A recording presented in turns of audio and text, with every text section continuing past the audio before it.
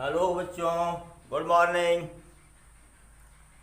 तो वादे के अनुसार आज हम न्यूमेरिकल लेके आए हैं इस वीडियो में। ये सभी न्यूमेरिकल्स आपके बोर्ड लेवल के हैं, या तो पूछे गए हैं या उस पैटर्न पर आधारित हैं जो बोर्ड में पूछे गए हैं। तो आइए स्टार्ट करते हैं। फर्स्ट क्वेश्चन हमारा है, A resistance of 10 ohm is divided into 5 equal parts and connected in parallel, find the equivalence resistance. ठीक है, 10 ओम के एक प्रतिरोध को 5 बराबर भागों में बांटा गया है और उन्हें समांतर क्रम में जोड़ दिया गया है।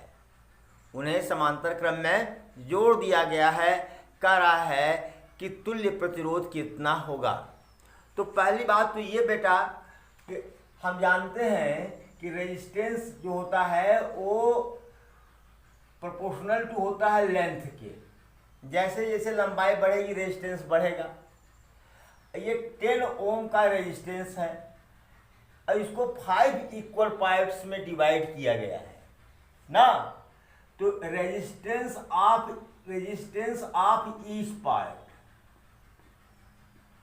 ईच पार्ट 60 में लगा रहा हूं बेटा, बराबर क्या होगा 10/5। 5 पार्ट में बढ़ गया ना, 5 का भाग दे दो, बराबर कितना आया 2 ओम।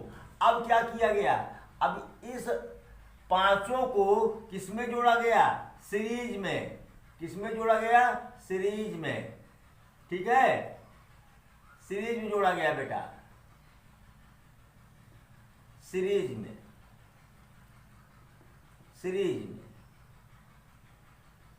जोड़ दिया गया। ठीक ना। तो 1/RE बराबर क्या होगा। सब तो बेटा कितना है, 2 ही ओम तो है। 1/2 1/R1 plus 1/R2 plus 1/R3 1/2 plus 1/2 plus 1/2 plus 1/2 plus 1/2 कितना हुआ 1 2 3 4 5 बराबर 5/2 1/RE बराबर। तो RE बराबर 2/5 बराबर 0.4 ओ। ये कुछ आपका हो गया क्या आंसर। ठीक है, नोट इट प्लीज। अब दूसरा क्वेश्चन है बेटा का, how many part of resistance of 100 ohm should be done so that equivalence resistance be 1 ohm. मतलब कि 100 ओम का एक रेजिस्टेंस है। करा इसके कितने पार्ट कर दिए जाएं, हाँ, कि इसका जो इक्विवेलेंस पोटेंशियल रेजिस्टेंस हो वह कितना हो 1 ओम।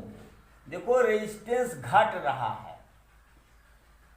देखो जब सीरीज में होता है बेटा तो रेजिस्टेंस बढ़ता है, यहाँ घट रहा है। तो इसका मतलब कि इसको किसमें कनेक्ट किया गया है, पैरेलल में। तो पहले तो कितना पार्ट किया जाए, तो हमने कहा कि let there should be n part. कितना पार्ट होना चाहिए, n पार्ट होना चाहिए, n भाग होना चाहिए। और प्रत्येक भाग का रेजिस्टेंस कितना होगा। जैसे वहां 10 था पिछले क्वेश्चन में, 5 भाग किए थे तो 5 का भाग किए थे। अब यहाँ 100 ओम है, कितना भाग कर रहे हैं n, तो प्रत्येक भाग का रेजिस्टेंस कितना आ जाएगा 100/n। तो resistance of each part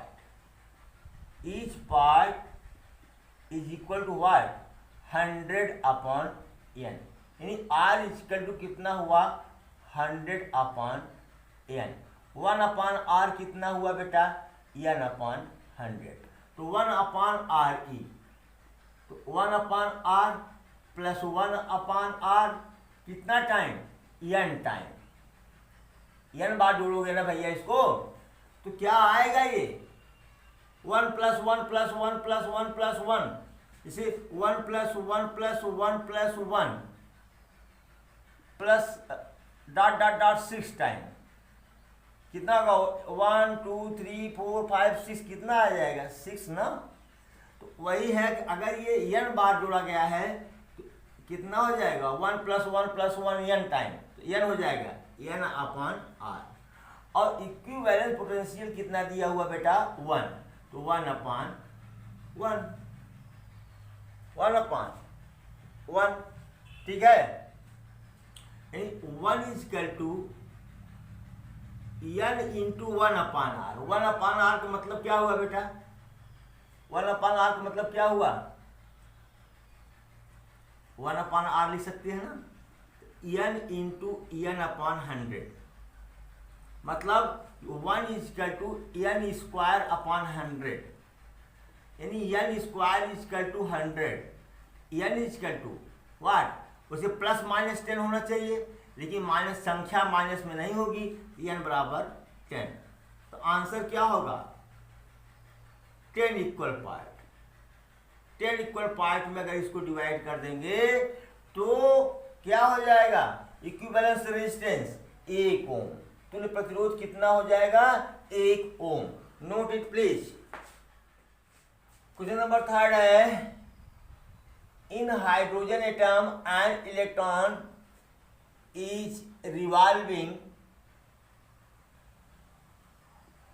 6 × 10⁻15 round in 1 second around the nucleus, find the value of current in circular path. देखो ये हाइड्रोजन एटम का नाभिक है, एक इलेक्ट्रॉन आपका ये है, ये नाभिक के चारों ओर चक्कर लगा रहा है, और एक सेकंड में कितना चक्कर लगा रहा है 6 × 10⁻15 चक्कर राउंड लगा रहा है ये, ठीक है। तो सोचो पहले कोई एक पॉइंट ले लो, इस पॉइंट से एक सेकंड में कितने इलेक्ट्रॉन पास हो रहे हैं, इतने ना। भाई जितना चक्कर लगाए, अगर 10 चक्कर लगा रहा है एक सेकंड में, तो एक सेकंड में इस पॉइंट से कितने इलेक्ट्रॉन गुजरेंगे 10। अगर एक सेकंड में 20 चक्कर लगा रहा है, इस पॉइंट से कितने इलेक्ट्रॉन गुजरेंगे 20। अगर इतना चक्कर लगा रहा है, इस पॉइंट से कितने इलेक्ट्रॉन गुजरेंगे, कितने इलेक्ट्रॉन पास होंगे एक सेकंड में, इतना ना। तो पहले निकालेंगे हम number of electron passing through a point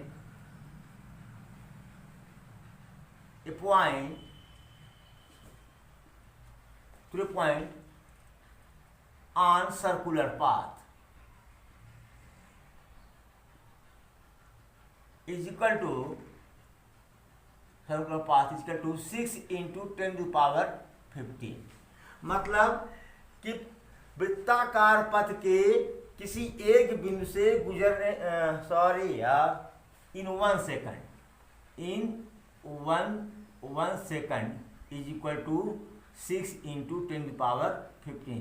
वृत्ताकार पथ के किसी बिंदु से एक सेकंड में गुजरने वाले इलेक्ट्रॉनों की संख्या इतना आ गई।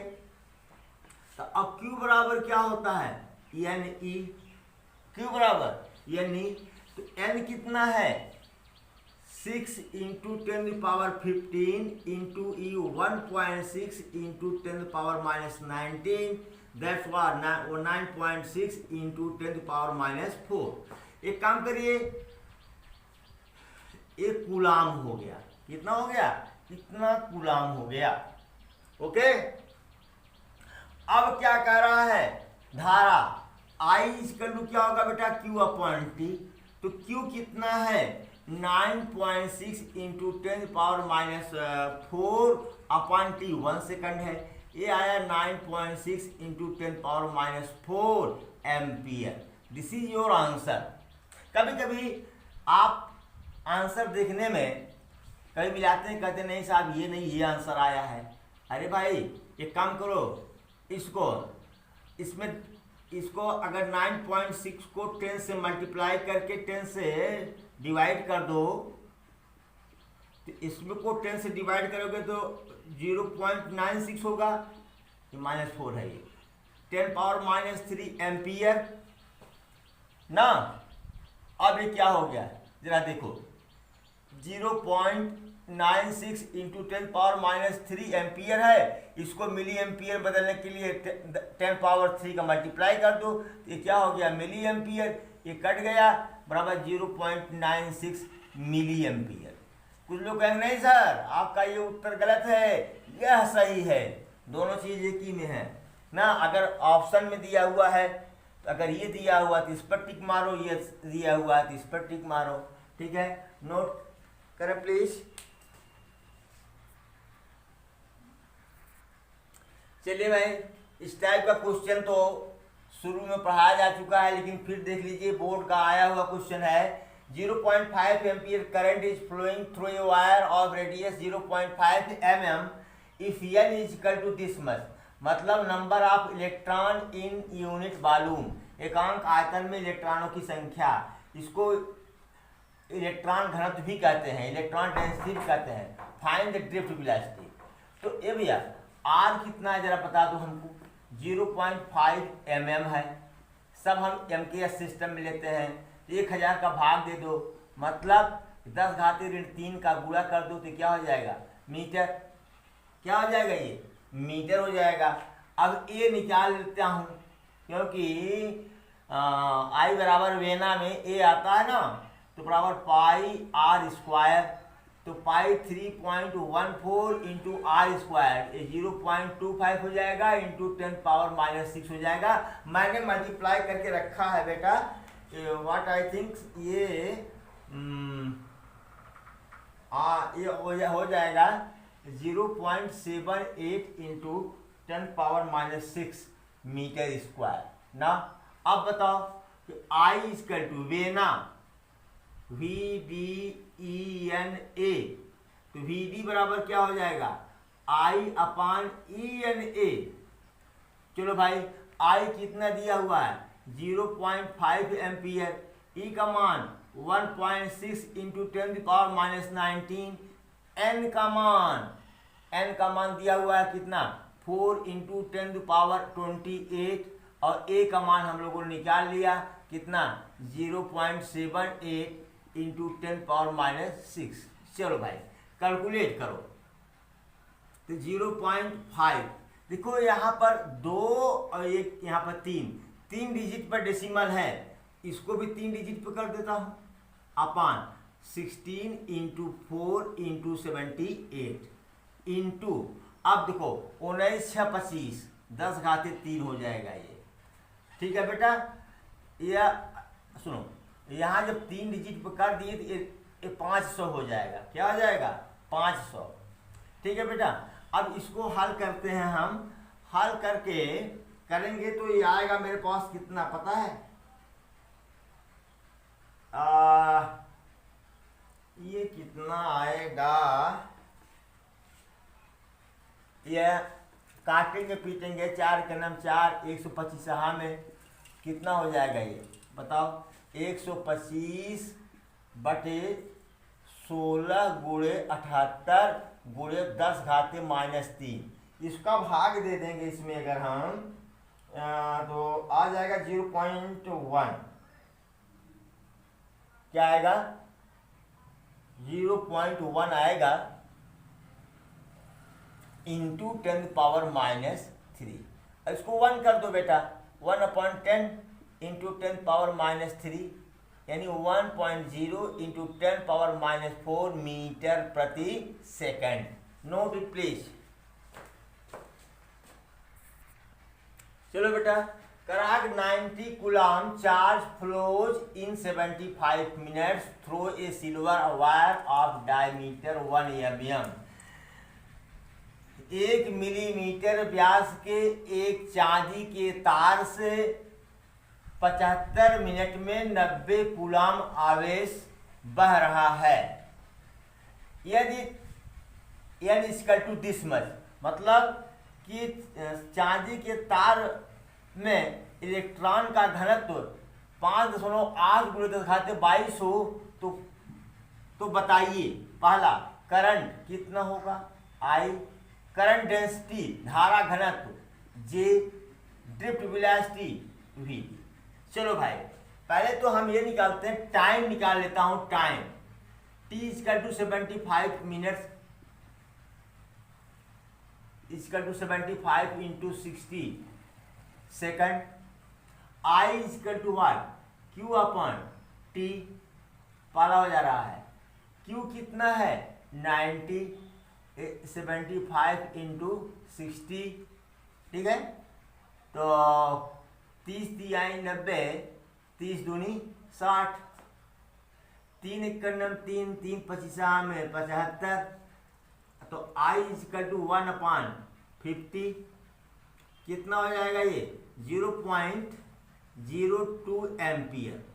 I = पहला तो निकल गया। अब सेकंड चलता हूँ। सेकंड के लिए J = I/A होता है, तो पहले A निकालता हूँ, पहले R निकालता हूँ सेकंड के लिए। फर्स्ट पार्ट है ये। सेकंड के लिए R = 1/2 mm। अरे भाई 1 mm डायमीटर है तो रेडियस आधा हो जाएगा, 1/2 mm यानी 0.5 mm ना। इसको मीटर में बदल दो बेटा, 10⁻³ क्या हो गया मीटर हो गया। तो A = what, πr², तो 3.14 × 0.25 × 10⁻⁻6। अभी कैलकुलेट किए थे 0.78 × 10⁻⁻6। J = what, I/A। I कितना आया है 0.02, A आया है 0.78 × 10⁻⁻6। अगर हम इसको 2 डिजिट ऊपर 2 डिजिट पर नीचे, तो 2/78 × इसको कर ऊपर ले जाओ 10⁻6 हुआ। ये हुआ 1/2 इतना × 10⁻6। और 1 को 39 से डिवाइड करो तो ये आ जाएगा आपका 0.025, ठीक है।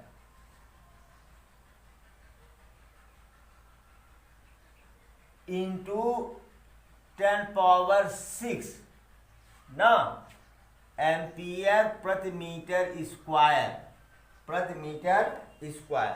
ओके बेटा, चलो इसको नोट करो। अब रही बात ड्रिफ्ट वेलोसिटी की। किसकी?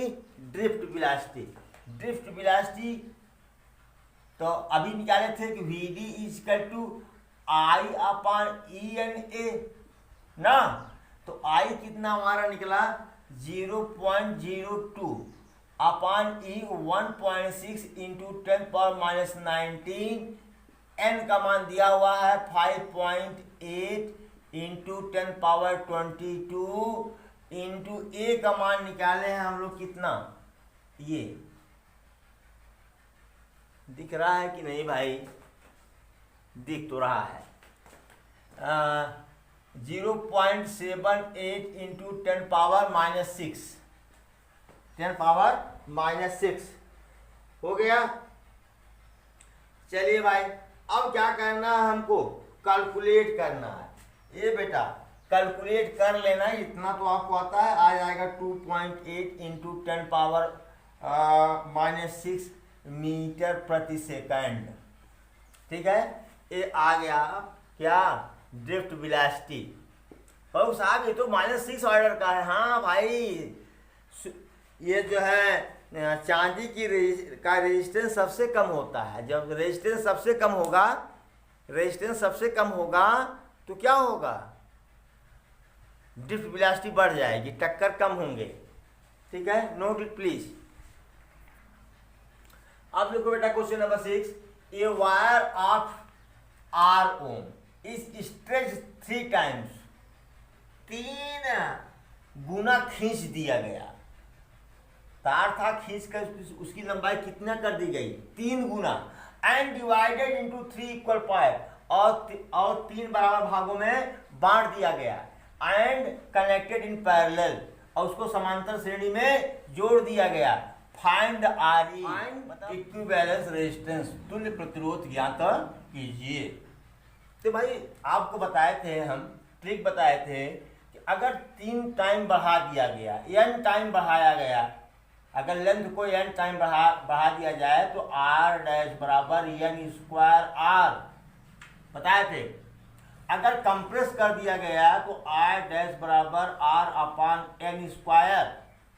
अगर नहीं याद है तो वीडियो खोल के देखिए। तो ये 3 टाइम बढ़ा दिया गया, रेजिस्टेंस बढ़ गया, तो r डैश बराबर क्या हो गया, n स्क्वायर r, n कितना है 3 का स्क्वायर r बराबर 9r, r डैश बराबर जो नया प्रतिरोध है, नया रेजिस्टेंस है, वो क्या हुआ 9r। अब क्या हो रहा है, डिवाइडेड इनटू 3 इक्वल पार्ट। तो रेजिस्टेंस ऑफ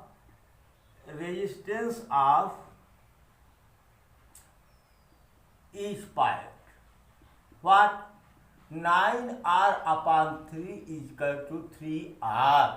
ओके, और कहाँ कनेक्ट किया गया, पैरेलल में। तो 1 upon r e is equal to 1 upon 3r plus 1 upon 3r plus 1 upon 3r बराबर 3 अपान 3r बराबर 1 अपान r। तो आर ई बराबर आर, मतलब कि प्रतिरोध में कोई परिवर्तन नहीं हुआ, तुल्य प्रतिरोध भी कितना आया, आर के बराबर आया। This is your answer. Okay, note it please.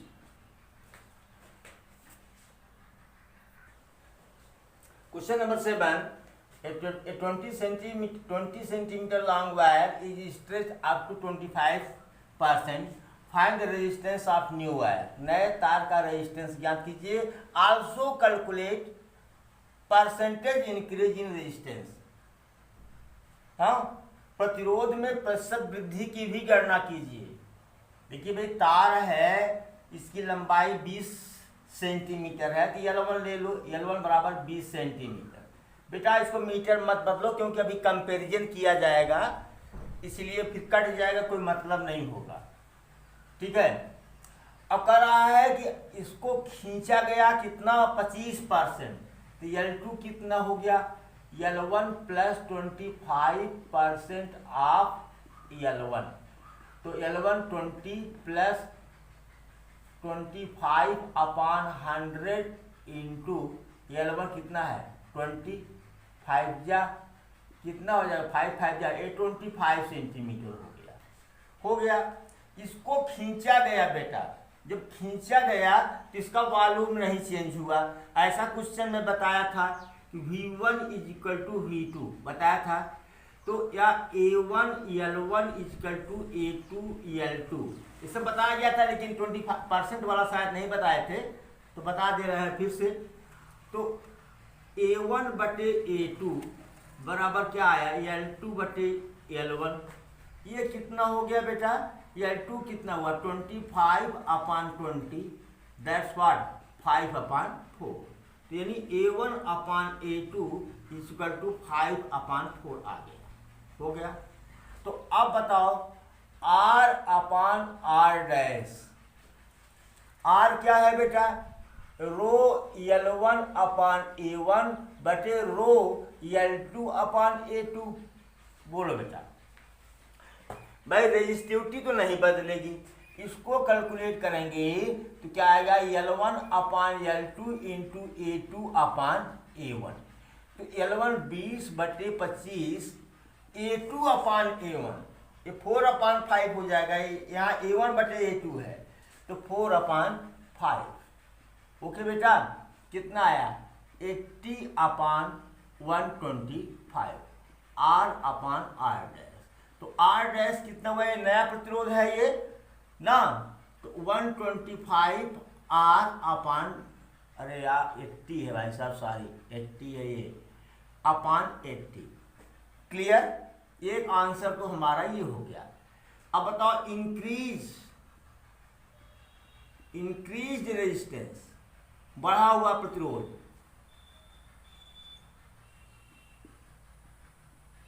बराबर क्या होगा 125R अपान 80 माइनस R, तो बराबर क्या हो जाएगा 45R अपान 80।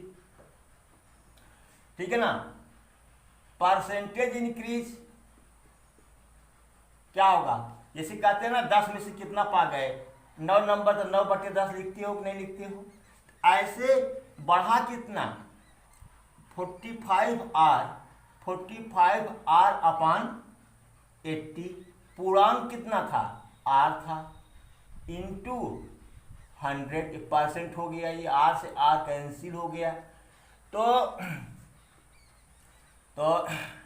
चलो काटो इसको, 45 20 25 100, 20 चौके 80, 5 5 25, 5 चौक 20, 2 22 बटे 4, तो 4 5 20, 4 6 24, हाँ 1 4 दूनी 8, 4 5 20, इतना परसेंट आया। Let me check the answer, क्योंकि जल्दी जल्दी कैलकुलेशन किया है हमने। हाँ ठीक है, यही हमारा आंसर हो गया। Note it please. Question number 8 है, 0 डिग्री सेल्सियस पर रेजिस्टेंस 3 ओम है और 100 डिग्री सेल्सियस पर रेजिस्टेंस 3.75 ओम है, 3.75 ओम है। कह रहा है एट व्हाट टेम्परेचर, किस टेम्परेचर पर resistance will be 3.15 ohm. Okay, formula बताया गया है आपको, T बराबर RT, RT कितना होगा बेटा 3.15, T डिग्री सेल्सियस पर रेजिस्टेंस, माइनस R0 कितना है 3, R100 कितना है 3.75, माइनस R0 कितना है 3, ये क्या हो गया 0.15 अपान 0.75 बराबर 15 अपान 75, 1 अपान 5, 1 अपान 5, 1 अपान 5, 80 बराबर कितना आया भाई 1 अपान 5, अरे यार इंटू 100 भूल गए, sorry, into 100 into 100 into 100 into 100 into 100 कितना आया 20 डिग्री सेल्सियस। नोट करिए।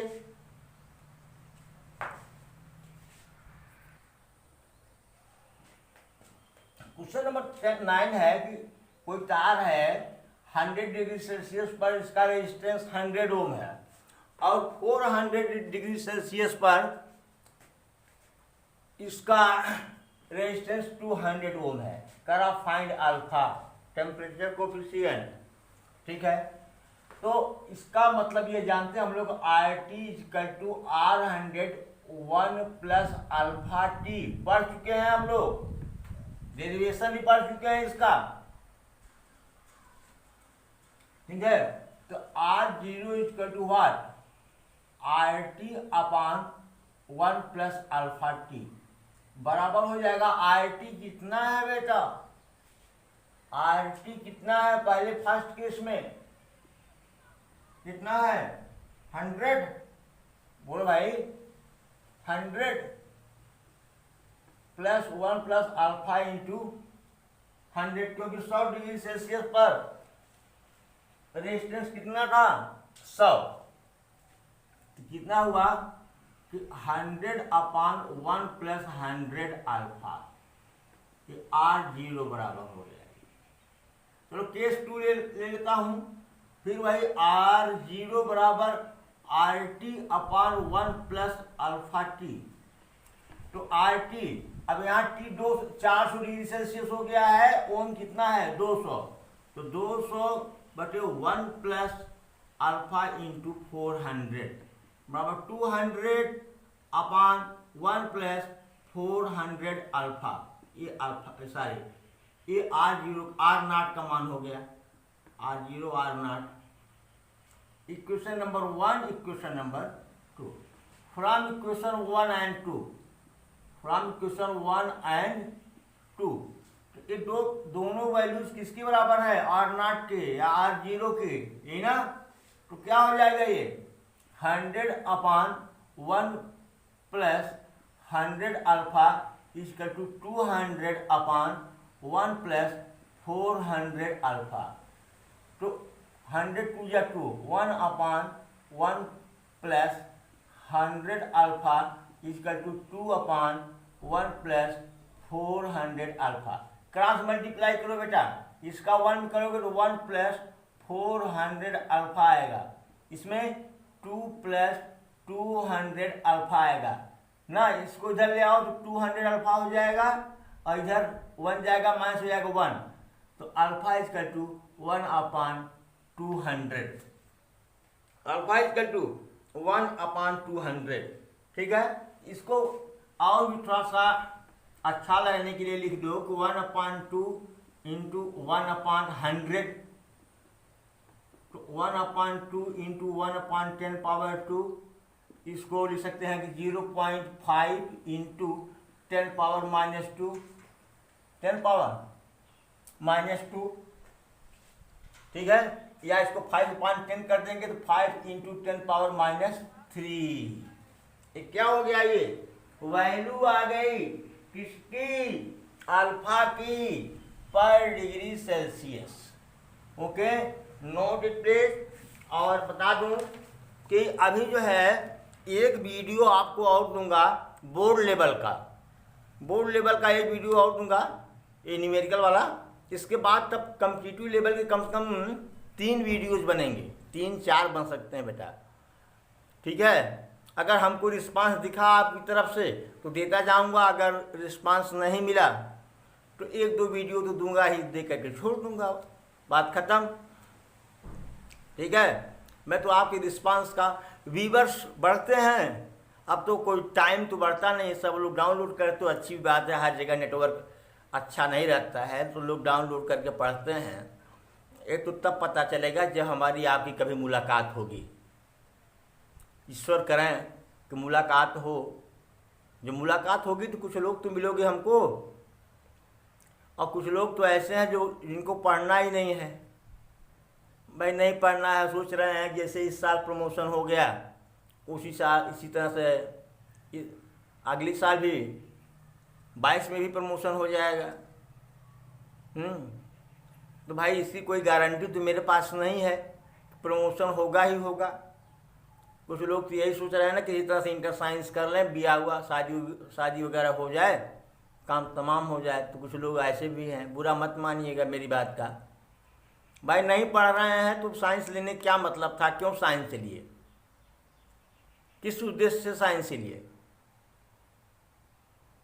आर्ट में चले गए होते, इतनी महंगी फीस देने की क्या जरूरत थी, सस्ती फीस वाले में चले गए होते ना। तो बेटा जो लोग भी पढ़ रहे हो, जिस विद्यालय के भी लोग पढ़ रहे हैं, मैं भगवान से कामना करूंगा कि आप खूब पढ़िए, खूब बढ़िए, मस्त रहिए, देश समाज परिवार सबका नाम रोशन करिए। इसी के साथ मैं वाणी को विराम, फिर मिलेंगे अगले वीडियो में। बाय।